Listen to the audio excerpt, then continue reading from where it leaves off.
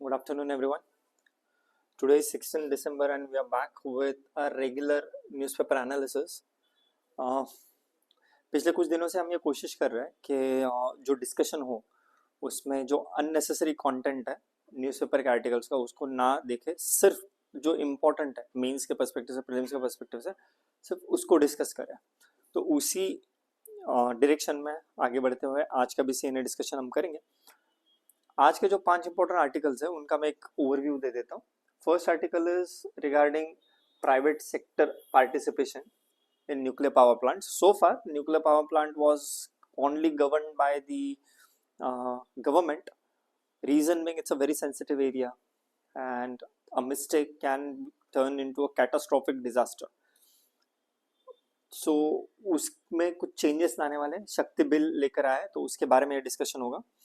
Second discussion जो है MG NREGA, जो Mahatma Gandhi national rural employment guarantee act है, उसमें कुछ मॉडिफिकेशंस किए जा रहे हैं, तो उसके बारे में दूसरा आर्टिकल है। We will discuss that from exam perspective. Third is again presidential reference verdict renders governor power more of a check than a balance. ये अंडरस्टैंडिंग के लिए ये आर्टिकल बहुत इंपॉर्टेंट है, तो we will discuss this article in details. मतलब article 143 हुआ, article 163 हुआ, ये सारे आर्टिकल्स में गवर्नर का, प्रेसिडेंट जी का क्या रोल होता है, इसके बारे में हम डिस्कस करेंगे। Fourth article is unemployment rate dips to 4.7 in November. अब ये तो फैक्ट हुआ कि 4.7 को मतलब नीचे आ चुका है, इससे हमको क्या लेना देना है, मतलब एग्जाम के पर्सपेक्टिव से कैसे रिलेवेंट है। तो इस आर्टिकल के रेफरेंस में we will revise quickly different types of unemployment that we study as a part of our core studies, है ना। तो वो 7-8 तरीके के जो एम्प्लॉयमेंट होते हैं अनएम्प्लॉयमेंट उनको हम क्विकली रिवाइज कर लेंगे। The last article is from the science and tech. ये बहुत ज़्यादा इंपॉर्टेंट नहीं है, प्रीलिम्स के पर्सपेक्टिव से इंपॉर्टेंट हो सकता है अगर आप कोई ऐसा एग्जाम दे रहे हो, जैसे कि कुछ एपीएससी में अगर कोई फैक्ट बेस्ड क्वेश्चन आ गया तो उसके लिए बहुत काम में आएगा ये, ठीक है। सो ये 5 आर्टिकल हम डिस्कस करेंगे, उसमें से सबसे ज्यादा क्रिटिकल जो है वो 3rd नंबर का आर्टिकल है, एंड 4th नंबर के आर्टिकल में हम क्विक रिवीजन कर लेंगे डिफरेंट टाइप्स ऑफ अनएम्प्लॉयमेंट की। So this is a new foundation batch which shall be starting soon, both online and offline mode में है। क्रैश कोर्स है, जो इस साल प्रीलिम्स दे रहे उनका क्रैश कोर्स है ये, जिसमें आपको प्रीलिम्स स्पेसिफिक स्मार्ट बुक्स भी मिलेंगे, लेक्चर्स लिए जाएंगे। 15,000 एमसीक्यू का जो प्रीफिट इनिशिएटिव हो उसको फ्री ऑफ कॉस्ट इसमें इंक्लूडेड होगा, और काफ़ी सारी फैसिलिटीज है वो आपको मिल जाएंगे। ये ऑनलाइन ऑफलाइन दोनों मोड में है, मतलब स्टूडेंट्स यहाँ पे आके भी लेक्चर्स ले सकते हैं। ये प्रीफिट इनिशिएटिव है जिसके लाइव क्लासेस हर रोज शाम को, अब तक 6 बजे होते थे, बट आज से 5:30 बजे होंगे, 5:30, and we discuss MCQs, 25 MCQs every day from different subjects with incremental level of difficulty। 3000 plus MCQ YouTube पे लाइव डिस्कस होंगे, and 12,000 MCQs we would be providing through paid initiative जो है टेस्ट सीरीज का 120 test का। Further details के लिए आप इस कॉन्टैक्ट नंबर पे कॉल कर सकते हैं। These are the QR code. You can download our app from Apple Store as well as Google Pay. All right. So first article, parliamentary session चल रहा है, तो उसमें बिल को टेबल किया गया है to catalyse the private sector role in nuclear power plants. 1991 से पहले तक, जब तक जिसको हम लाइसेंस राज कहा जाता है, लाइसेंस परमिट राज कहा जाता है, लाइसेंस परमिट कोटा, 1991 के बाद जब एलपीजी रिफॉर्म्स आए तो बहुत सारे सेक्टर धीरे धीरे ओपन करते गए। गिने चुने कुछ सेक्टर थे जिसमें अब सिर्फ प्राइवेट प्लेयर को एंट्री नहीं थी, जैसे कि डिफेंस हुआ, डिफेंस इक्विपमेंट मैन्युफैक्चरिंग हुआ, या न्यूक्लियर पावर वगैरह हुआ। तो ये जो बिल है, it is opening economy even further and attempting to give some scope to private players, private investment in nuclear power sector as well. इस बिल का नाम उन्होंने शांति बिल रखा है। शांति बिल इसलिए क्योंकि India's nuclear doctrine is peace driven, है ना, वॉर मॉन्गरिंग के लिए नहीं इंडिया का न्यूक्लियर डॉक्ट्रिन, तो इसके लिए इस बिल का नाम भी शांति बिल है। और ऑल्सो इनका जो रोल होगा प्राइवेट सेक्टर का वो सिर्फ एनर्जी इलेक्ट्रिसिटी जनरेशन में होगा, ना कि न्यूक्लियर वेपन जनरेशन में, है ना, इसलिए इसका नाम शांति बिल है। ये इस बिल में मेजरली क्या होगा, जो अभी तक न्यूक्लियर डोमेन जो है वो गवर्न होता है दो एक्ट से। पहला एक्ट है the atomic energy act of 1962 and the second act is civil liability for nuclear damage CLND act of 2010 में आया था। इन दो के दोनों जो एक्ट है उनके जगह पे नया एक्ट आएगा, उसमें मॉडिफाई करेगा, इसके बारे में आर्टिकल डिस्कशन करता है। ऑल्सो ये सिर्फ अभी बिल के फॉर्मेट में, ये अभी पास नहीं हुआ है ना, डिस्कशन के बाद शायद इस पार्लियामेंट्री जो सेशन चल रहा है उसके एंड तक ये पास हो जाए और एक्ट में कन्वर्ट हो जाए। जब एक्ट में कन्वर्ट हो जाएगा तो हम इसको एक और बार डिस्कस करेंगे। अभी के लिए बस ये समझ लेंगे कि प्राइवेट पार्टिसिपेशन से होता क्या है अगर आप ओपन करते हो sector. So when you open up your sector like nuclear power, उसमें प्राइवेट कैपिटल एंड टेक्नोलॉजी दोनों अट्रैक्ट होता है। अभी तो लार्जली स्टेट ड्रिवन है ना, तो nuclear power plant becomes one important dimension of India's diplomacy energy security में। फॉर एग्जांपल विथ रशिया हुआ या विथ फ्रांस हुआ, न्यूक्लियर डॉक्ट्रिन विथ USA हुआ, पावर प्लांट में उनका कंट्रीब्यूशन में डिप्लोमेसी का इंपॉर्टेंट पार्ट बन जाता है, क्योंकि सिर्फ स्टेट रोल प्ले कर रहा है।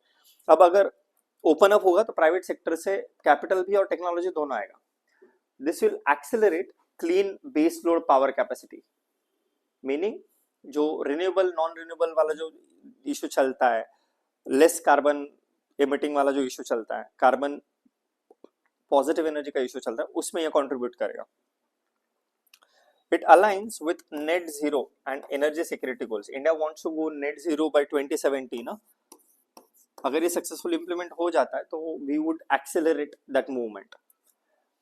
लेकिन अगर ये प्राइवेट सेक्टर को जाता है तो कुछ कंसर्न्स रेज होता है। वो कंसर्न्स है कि अगर कोई न्यूक्लियर डिजास्टर हुआ तो उसकी जिम्मेदारी कैसे ली जाएगी, क्योंकि जो लायबिलिटी एक्ट था 2010 का, उसमें जो प्रोवाइडर था या जो प्लेयर था उसके ऊपर रिस्पॉन्सिबिलिटी आती थी न्यूक्लियर डिजास्टर की। क्योंकि हमें एक्सपीरियंस आ चुका था भोपाल गैस ट्रेजेडी का, जिसमें चलो न्यूक्लियर नहीं था बट गैस ट्रेजेडी का आ चुका था कि जो प्राइवेट प्लेयर था वो भाग गया था, उसकी रिस्पॉन्सिबिलिटी कभी तय ही नहीं हुई। तो वैसे सिचुएशन में इस बिल में क्या उसके लिए मेंशनिंग्स है, इसको देखना जरूरी है। Second, safety oversight and regulatory independence. ये मेंटेन, अगर आपका रेगुलेटरी बॉडी इंडिपेंडेंटली नहीं वॉच डॉग की तरह काम करेगा तो प्राइवेट प्लेयर बहुत सारी चीजें मैनिपुलेट कर सकते हैं अपने पर्सनल गेन के लिए। Also balancing the strategic control over private participation. Nuclear sector ऐसा सेक्टर है ना कि जो बहुत सेंसिटिव है, स्ट्रेटेजिकली इंपॉर्टेंट है as India's nuclear, as far as India's nuclear doctrine is concern. Exam के पर्सपेक्टिव से इस मूवमेंट पे इस बिल से सिर्फ इतना ही इंपॉर्टेंट है, ठीक है। एग्जाम के पर्सपेक्टिव में इस आर्टिकल से हम कहाँ लिंक कर सकते हैं, एनर्जी सिक्योरिटी से, या जो हमारे क्लाइमेट के कमिटमेंट है उसके साथ, और जो रेगुलेटरी फ्रेमवर्क है उसके साथ। ये 10 मार्कर क्वेश्चन है मेंस के लिए, आप अटेम्प्ट कर सकते हो। सिंपल क्वेश्चन रखा हुआ है, ये MCQ है। I would ask you to pause the video once I have read this, please pause the video, try and attempt this MCQ। Answer दिया हुआ है, एक्सप्लेन भी कर दूंगा, but still you must try, है ना। India's nuclear liability law primarily created hurdles for the private participation because it a caps compensation for victims, places supplier liability, bans foreign investment or restricts the reactor technology। इसको answer करने की कोशिश करना।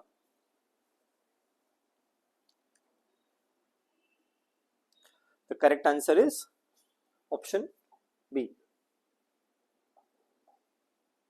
ठीक है। क्योंकि ये जो था ना उसमें सप्लायर के ऊपर लायबिलिटी थी under CLND act, because then it discourages vendors and private players. For example let's say एक XYZ कंपनी है, उसने पार्टिसिपेट किया न्यूक्लियर पावर प्लांट के प्रोडक्शन में, इलेक्ट्रिसिटी जनरेशन में, और लेट्स से कि वो लेट्स से 3 सुखिया में। अब जो कंपनी ओनर्स है, जो कंपनी प्रोवाइडर्स है, वो तो फंड, टेक्नोलॉजी, कैपिटल, ऑपरेशन ये सब संभाल रहे हैं, लेकिन लेट्स से कि किसी लोकल कोई ऐसा एम्प्लॉय है जो कॉन्ट्रेक्चुअल बेसिस पे है, उससे कभी कभार गलती हो गई, उसकी वजह से डिजास्टर हुआ, तो लायबिलिटी तो जो यहाँ की नहीं उनके ऊपर आ जाती है ना। तो उस लायबिलिटी को क्लियरली मेंशन करना कितना कितना सेक्शन में, ये सब पहले वाले इसमें डेट्रीमेंटल था टुवर्ड्स प्राइवेट इन्वेस्टमेंट। तो प्रॉब्लम सप्लायर लायबिलिटी की थी, अब उसको ये नया वाला बिल जो है वो एड्रेस करने की कोशिश कर रहा है। Second article is regarding MG NREGA. MG NREGA we have been seeing, मतलब हम बचपन से देखते आ रहे हैं एमजी नरेगा। एमजी नरेगा से 100 रुपीज पर डे के हिसाब से 100 डेज ऑफ रोजगार मिल जाता है। तो ये नया बिल जो आ रहा है, it wants to modify it. Modify कैसे करना चाहता है? अब तक एमजी नरेगा जो था वो डिमांड ड्रिवन था, मतलब जब लोग जाके काम मांगते थे तब उनको एम्प्लॉयमेंट मिलता था। अब ये सप्लाई ड्रिवन होगा, डिमांड, आपको डिमांड करने की जरूरत नहीं, वहां पे अवेलेबल होगा, आप जाके बस एक्सेस कर लेना। सेकंड, पहले जो 100 दिन का होता था अब वो 125 दिन कर देंगे।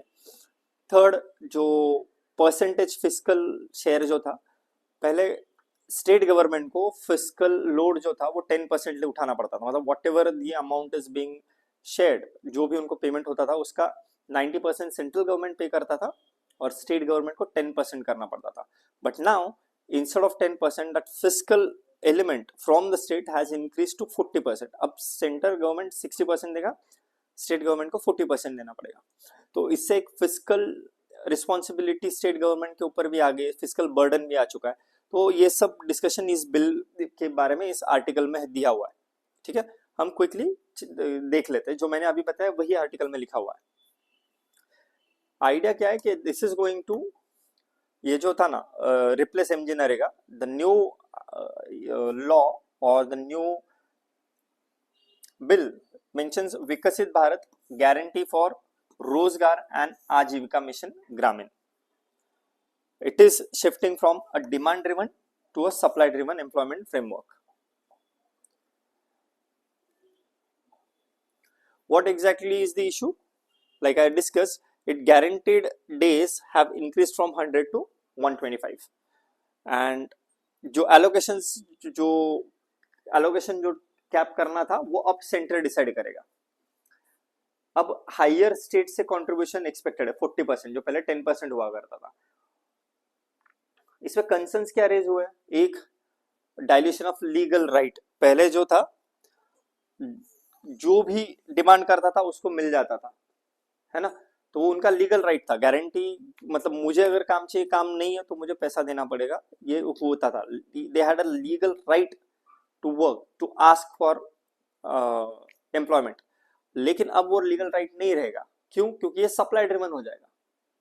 Okay, it has increase the physical stress on states, also potential exclusion during the distress period.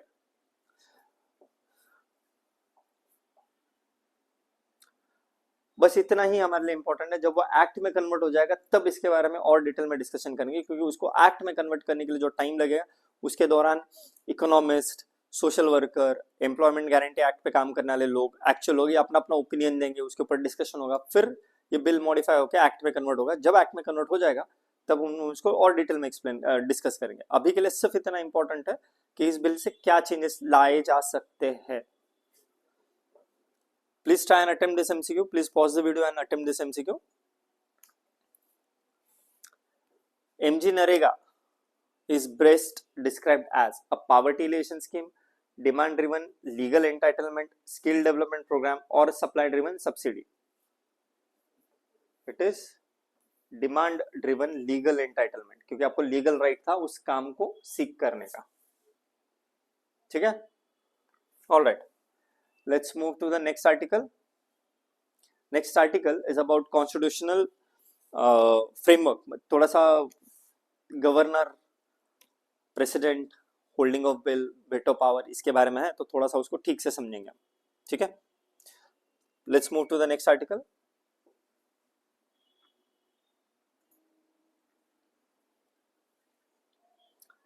Presidential reference verdict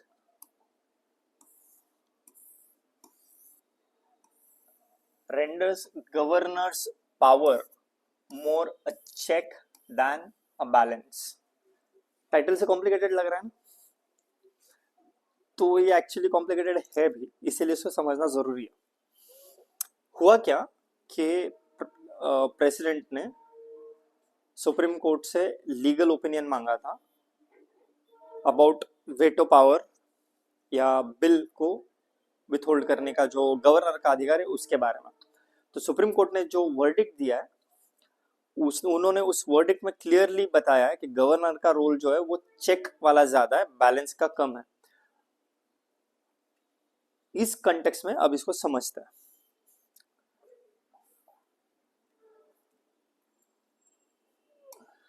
the verdict मतलब जो सुप्रीम कोर्ट ने दिया है, it limits the discretionary delays by the governors. अब ये चलो इसको quickly revise कर लेते हैं सो दैट आपको ध्यान में रहेगा। अब जो आर्टिकल 143 है कॉन्स्टिट्यूशन का, अंडर दैट आर्टिकल प्रेसिडेंट, मैं यहाँ पे प्रेसिडेंट के लिए पी लिखता हूं, can ask Supreme court for legal opinion. अगर उनको किसी क्लॉज का, किसी कॉन्स्टिट्यूशनल आर्टिकल का थोड़ा और डिटेल में इंटरप्रिटेशन चाहिए, तो under article 143 president has authority, president has power to ask Supreme Court कि इसके बारे में आप थोड़ा मुझे समझा दीजिए, थोड़ा सा आइडिया दे दीजिए कैसे करना है।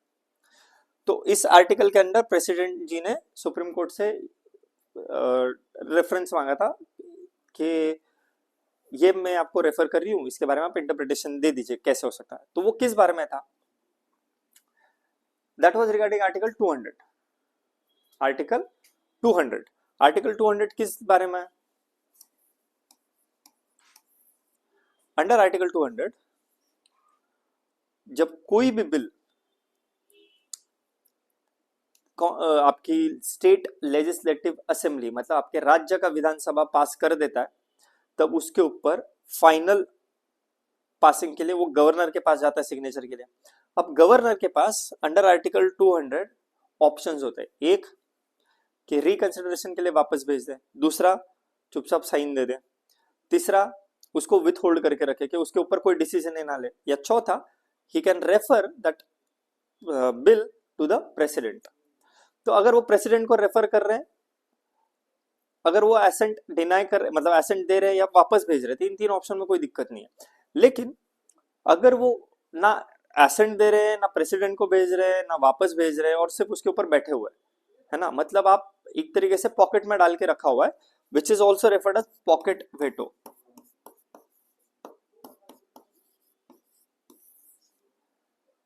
अपने पास रखो, तो वो क्रिएट करता है इशू। क्योंकि बहुत सारे स्टेट गवर्नमेंट ने कंप्लेंट किया था कि जो गवर्नर है वो इसके ऊपर कोई एक्शन ही नहीं ले रहे, ना कोई सिग्नेचर साइन कर रहे, ना वापस भेज रहे, ना प्रेसिडेंट के पास भेज रहे, they are just holding on to it. तो उसके ऊपर कोई टाइम लिमिट तो होना चाहिए कि आप 6 महीने में रिस्पॉन्ड दो, 1 साल में रिस्पॉन्ड दो, 3 महीने में, तो कुछ तो दो। इसके लिए ये थोड़ा सा सेंट्रल और स्टेट गवर्नमेंट के बीच में थोड़ा सा टसल चल रहा था कि गवर्नर की कितनी ऑथोरिटी होनी चाहिए। तो इसके रेफरेंस में अंडर आर्टिकल 143 प्रेसिडेंट ने सुप्रीम कोर्ट से पूछा। सुप्रीम कोर्ट ने जो वर्डिक्ट दिया उस वर्डिक्ट को समझता है। सुप्रीम कोर्ट ये कह रहा है, सुप्रीम कोर्ट क्या कह रहा है? सुप्रीम कोर्ट ये कहता है कि under article 163, under article 163 state government जो होता है, it works under aid and advice of council of minister led by chief minister. ठीक है, तो चीफ मिनिस्टर का जो काउंसिल ऑफ मिनिस्टर्स है वो जो एडवाइस देंगे उस एड और एडवाइस के बेसिस पे गवर्नर को काम करना पड़ेगा।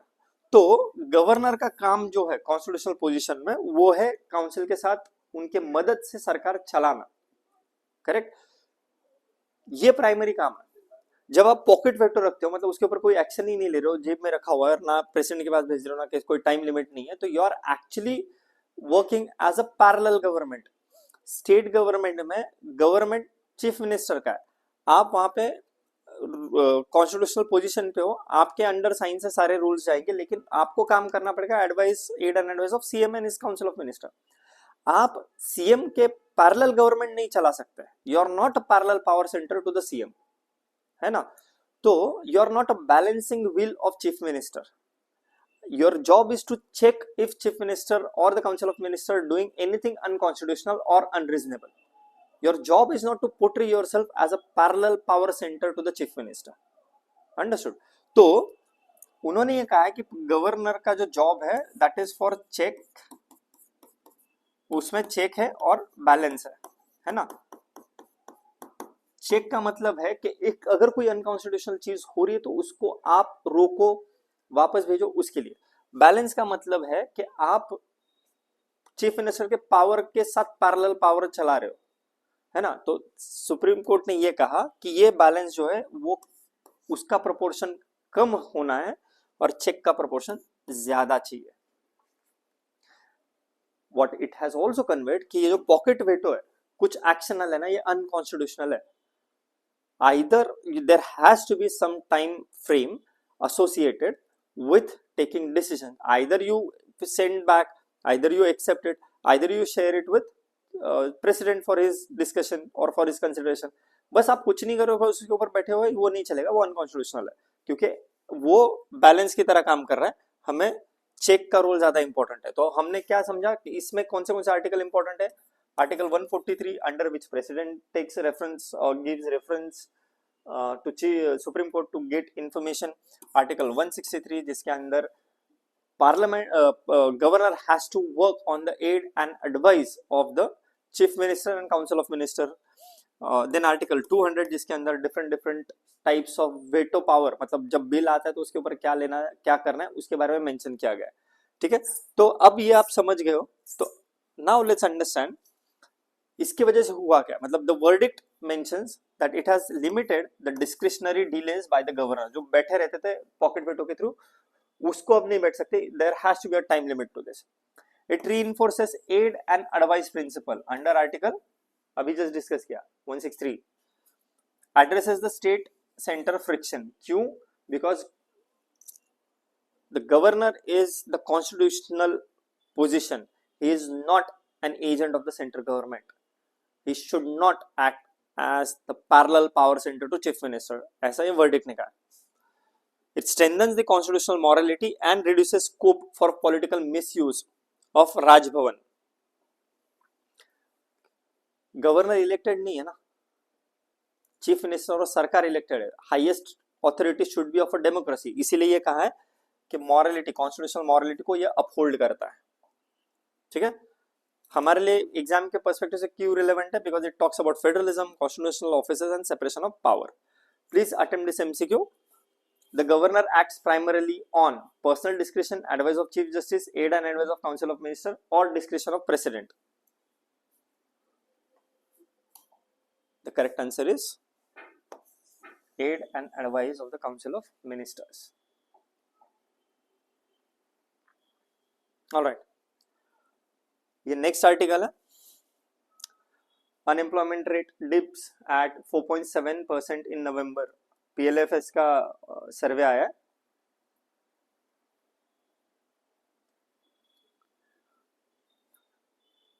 इस न्यूज में सिर्फ इतना समझ में आ रहा है कि अनएम्प्लॉयमेंट कम हो रहा है इंडिया में, मतलब एम्प्लॉयमेंट बढ़ रहा है.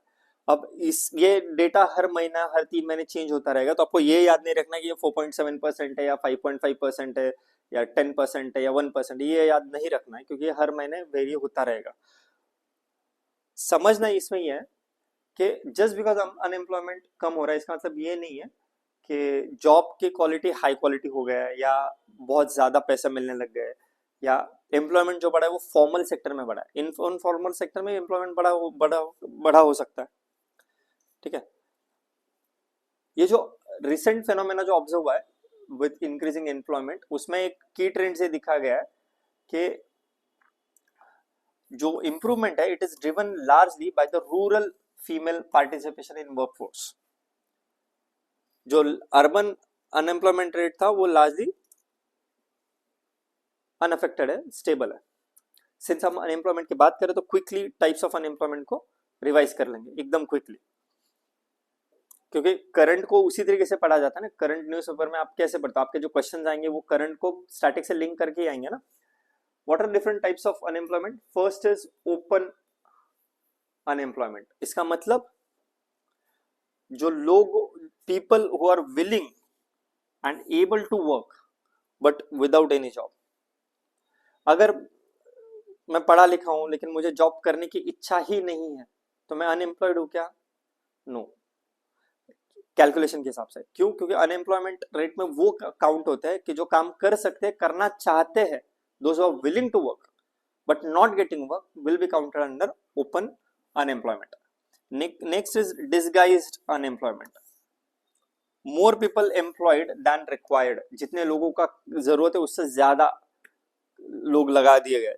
जैसे कि लेट्स से कि एक पर्टिकुलर टास्क कंप्लीट करना है, से 4 लोगों के लिए खाना बनाना है, तो 4 लोगों को खाना एक इंसान बना सकता है, लेकिन 4 लोगों का खाना बनाने के लिए अगर आपने 5 लोगों को जॉब दे दी एक टाइम का खाना बनाने के लिए, तो वहां पे जो 5 लोग हैं वो पांचों के पांचों काम कर रहे हैं, लेकिन वो पांचों के पांचों अपने फुल पोटेंशियल से काम नहीं कर रहे, मतलब उनका part of the potential is unemployed. वो दिख के नहीं आता क्योंकि आपको लगता है कि यार ये 5 लोग तो जॉब कर रहे हैं। That is referred as disguised unemployment, क्योंकि वो दिखती नहीं है। स्पेशली जो एग्रीकल्चर सेक्टर होता है वहां पे रिफ्लेक्ट होता है। It is called disguised unemployment. Third is seasonal unemployment. ऐसा अनएम्प्लॉयमेंट, ऐसा सिचुएशन जहां पे एम्प्लॉयमेंट जो है वो सिर्फ पर्टिकुलर सीजन्स में ही अवेलेबल होता है। जैसे अगेन एग्रीकल्चर, या लेट्स से दिवाली के जो पटाखे बनते हैं, तो उन पटाखों के बनाने की जो फैक्ट्री है उसमें साल भर एम्प्लॉयमेंट होता है क्या? जो बड़ी है उसमें शायद होता होगा, लेकिन बाकी जो छोटी छोटी उसमें नहीं होता है ना। या जो उनको ट्रांसपोर्टेशन वाला जो सेक्टर है, जो फटाकों का ट्रांसपोर्टेशन करने वाला जो सेक्टर है, उनके पास साल भर एम्प्लॉयमेंट होता है क्या? नहीं, वो सीजन के हिसाब से होता है। So that is referred as seasonal unemployment. Fourth type of unemployment is structural unemployment, meaning when there is a mismatch between skill set and the requirement of the job due to economic changes. Let's say मैं बहुत अच्छा website का developer था information technology में, IT sector में, या मैं बहुत अच्छा टेस्टर था, लेकिन अब जो जॉब का रिक्वायरमेंट है उस जॉब को एआई कर लेता है, तो उसमें मेरा जो स्किल सेट है वो तो यूजलेस हो गया। तो मुझे, मेरे पास स्किल्स है लेकिन उस स्किल्स जो जॉब की रिक्वायरमेंट है अब उसके साथ मिसमैच हो गया, क्योंकि इकोनॉमी में एआई का ज्यादा रोल आ गया, right. so that mismatch linked led unemployment is referred as structural unemployment. Fifth, frictional unemployment. It happens during temporary unemployment during job transitions. Next is cyclical, due to economic downturns or recession.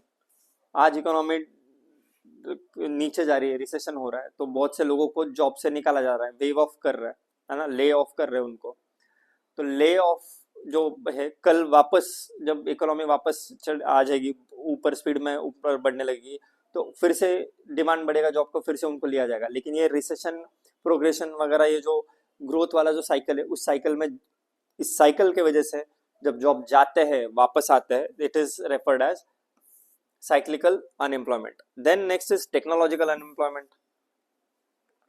Next is educated unemployment. Educated unemployment क्या है कि those who people who are educated yet unable to find the suitable employment.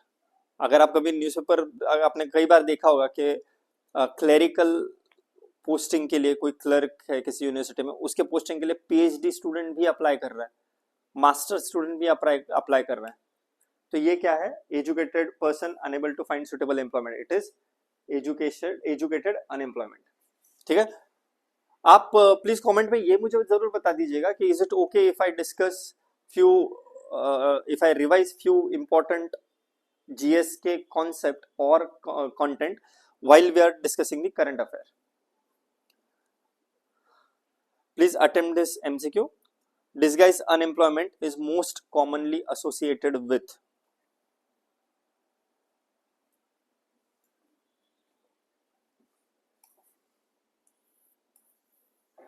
Agriculture. ये जो है ये relatively कम important article, इसमें सिर्फ आपको ये समझना है कि ये इंडिविजुअल कौन है जिनको लिया है, ये नाम बस इम्पोर्टेंट है क्योंकि कुछ फैक्ट बेस्ड एग्जाम में इसके ऊपर क्वेश्चन आ सकता है। ये जो 2025 का ICTP प्राइज अवार्ड है, it has been awarded to Titas Chand and Sthitadhi Roy. इनका जो काम है that is advances the understanding of computing quantum zone, जो क्वांटम के को रिलेशन होते हैं, नॉन इक्विलिब्रियम क्वांटम सिस्टम। अगर आपको क्वांटम फिजिक्स का थोड़ा बहुत आइडिया है तो यू वुड अंडरस्टैंड कि नॉन इक्विलिब्रियम क्वांटम सिस्टम के ऊपर एडवांसमेंट होना मतलब कितनी बड़ी बात है। It's a huge achievement and this will have applications in the quantum computing, sensors and communication. ठीक है, तो इनके नाम देख लेना और ये याद रखना कि ये क्वांटम फिजिक्स में एडवांस किया हुआ है। You can attempt this MCQ।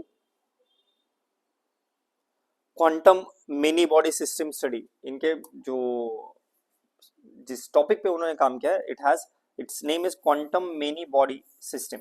Many body system, it study the interacting quantum particles. ठीक है, थैंक यू सो मच। ये हमारे स्मार्ट बुक्स है। You can get access to these smart books in SMS medium by contacting on this following number. Thank you. We will see you today around 5:30 PM. आज का प्रीफिट का day 7 है, free YouTube MCQ discussion का। आज हम देखेंगे geography के MCQs। ठीक है, तो see you at 5:30 PM. Have a good day.